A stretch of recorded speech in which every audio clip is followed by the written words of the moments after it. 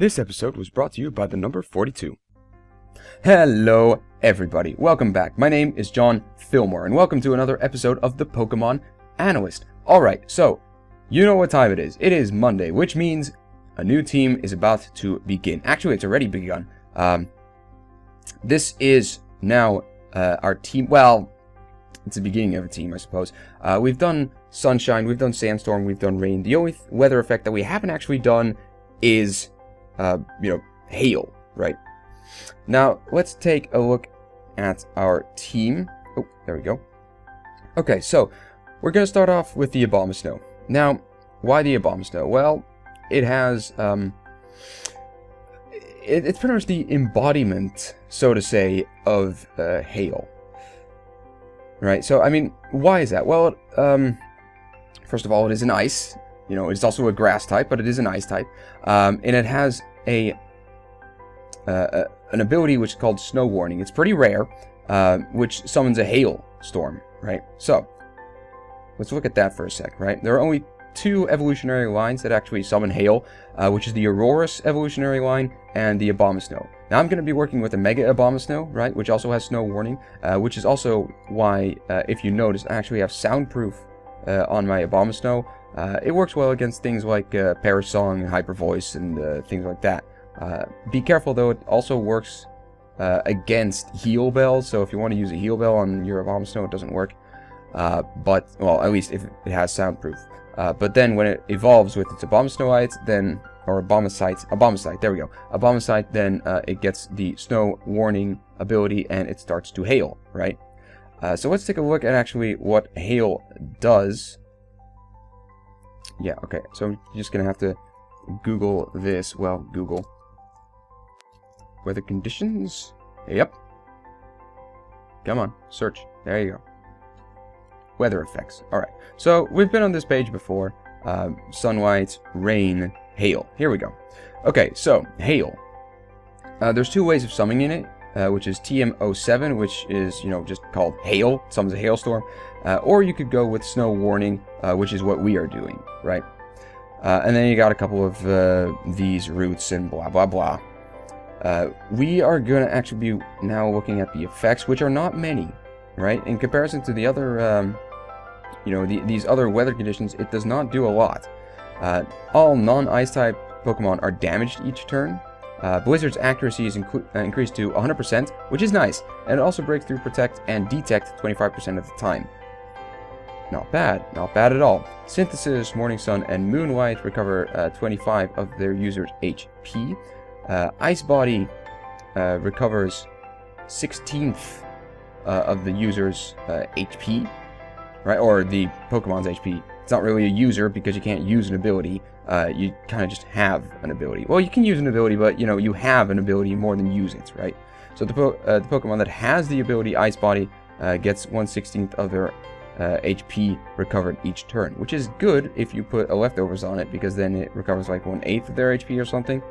And then it has anything with Snow Cloak ability have their invasiveness increased by 20%. And then you're talking about Cast Form and Weather Ball and blah, blah, blah. Don't really care, right? And that's it. For hail, it doesn't do much, right? So hopefully next generation or something they'll change something about that, but we'll see what happens, right? So that's what we have to work with. So that's why I have the Blizzard, 100% accuracy, stab move, and it just works well. Also, an Abomasnow has 132 attack and special attack in its Mega form.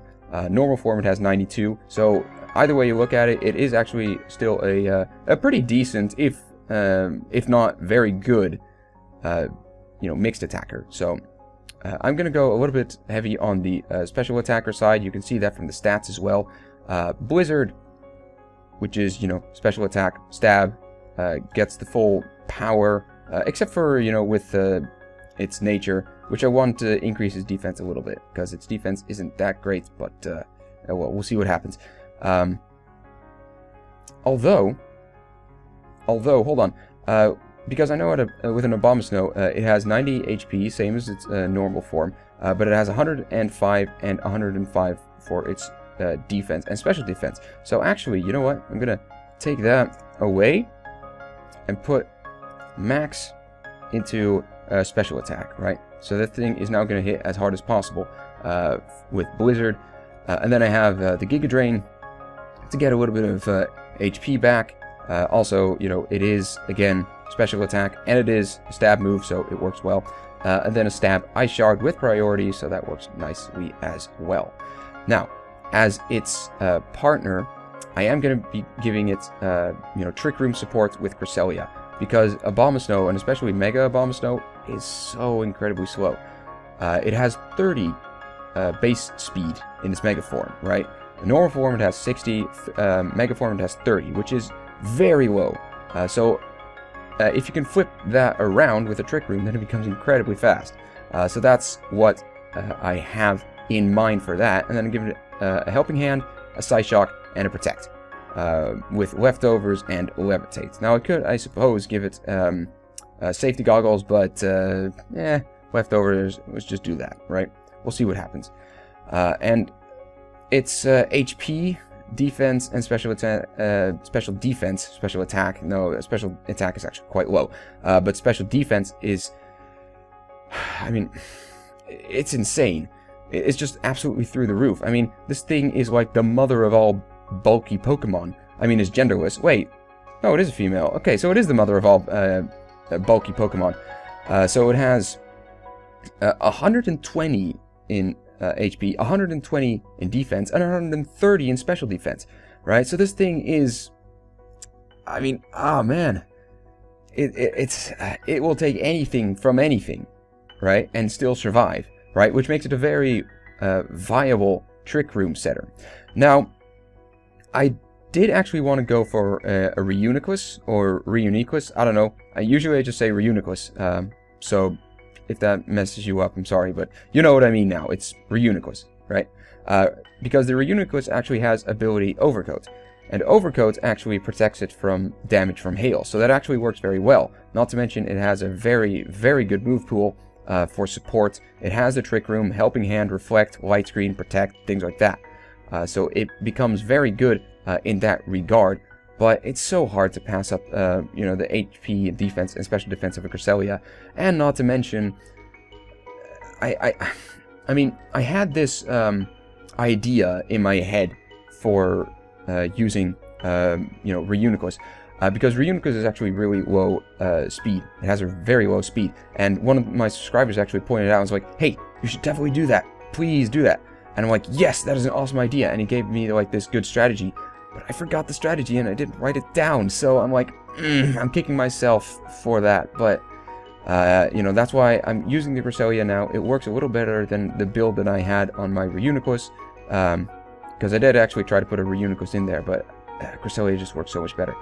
So if you guys actually are like, you should do this and this, then I'll definitely look into it. And please leave a comment if you have an idea of how to use a Reuniclus successfully with an Abomasnow, you know, one that makes it better than Cresselia, right? Okay, so then we got the Heatran. Now, I know I'm actually using 2 legendaries, but I have reason to my madness. Usually I don't do that, but this time I'm just going to do it, unless, you know, things change around, which they might. But Abomasnow, let's go back to Abomasnow for a sec, right? Abomasnow is a Grass Ice. Good for, you know, it's good for taking out a lot of Pokemon, but it has a lot of weaknesses. It has 7, count them. Quadruple weak to fire, weak to fighting, poison, flying, bug, rock, and steel, right? That's 7, and I might have forgotten 1 or 2 or so, but no, I think I got them all. So it has a lot of weaknesses, right? So it needs to be protected, if not given an edge, right? Now I'm going to give it an edge with the Trick Room, so pretty much Trick Room, Protect the first turn, and then go with, you know, the Blizzard, Giga Drain, Ice Shard, blah, blah, blah, and kind of just spam the Blizzard and whatnot. And that is pretty much what I'm going to be doing for my first turn, should I send out the Abomasnow first. Then I might actually switch out my Cresselia, should I need to, and switch in the Heatran, right? Which is very good because it works well with the weaknesses of Abomasnow. It has the Flash Cannon, Earth Power, and Heat Wave, which take care of let's see. Well, it's going to take care of, well, not really the fighting. Poison, yes, I can take care of the poison with earth power. Flying types, not so much. Bug types, I can use heat wave. Rock types, I can use flash cannon, or I can use the earth power, and I can use heat wave and earth power for the steel, right? So it works very well against some of these common threats against the Abomasnow, right? And it also works very well in a Trick Room team because it's low speed, right? And then, of course, Flash Fire, which makes it immune to fire attacks, which kind of dissuades Charizard Y of using, the Heat Wave and things like that. And then gave it a Shuka Berry to, kind of cover up its super effectiveness from, ground types. Hopefully that'll work, but you never know. So that's kind of why I put the Heatron in there. And then we move on to the Slowbro. Safety Goggles. Yeah, okay, so I get the Shuka Berry. Okay, yeah. So we have the Safety Goggles Slowbro here. I gave it max in defense to just make it pretty bulky. And then when I send it out, first things first, Calm Mind, and then it gets a 120 special defense and 150 in special attack, making it very effective indeed. And then I'm just going to use the Blizzard and the Scald. I'm kind of capitalizing on the Blizzard a little bit more, 100% accuracy. And it also works well against, fighting types, fire types, things like that are bad against, or that are good against an Abomasnow. Bad news for me, good news for my opponent, right? So that's why I put the Slowbro in there. And then I have the Conkeldurr. Again, all these Pokemon are very slow, except for the Talonflame, and I'll get there. So you got the Guts, you got the Flame Orb, you got the Mach Punch, you got the Knockoff, the Drain Punch. Mach Punch is just for priority, Knockoff is just a good move, and the Drain Punch is good for things like, renewing health or just taking care of, things that are weak to fighting types, right? And of course the Guts and the Flame Orb, which makes it incredibly hard hitter, especially with its 140 attack, which is insane, right? I made it as bulky as possible. Again, it's slow, Brave Nature, and it just works very well with a Trick Room team should you need to. And then I have the Talonflame, last but not least, with the Charty Berry. I usually run a Life Orb on it, but I'm already running the Hail, so I don't want to lose too much HP. I mean, I am losing a lot of HP with my Conkeldurr, but because of the Flame Orb and then also the Hail, but HP, it's pretty, it's doable, right? This guy, not so much. So I put the Charty Berry in there. Hopefully it can take the edge off of some of these Rock-type attacks, but you never know. And then I have the Roost, the Brave Bird, the Flare Blitz, and the Protect, right? Roost is priority, Brave Bird is priority, Protect is priority, and it's also just fast, so it can work well in and out of a Trick Room team, right? So that's why I put it in there, to give a bit of speed control, not really, but definitely some utility, so I don't necessarily need to be in a Trick Room in order to do some damage. And I gave it max attack and speed with good Adamant Nature, just to hit extra hard, right? And the Flare Blitz is just a stab, and it also works very well against Steel types, right?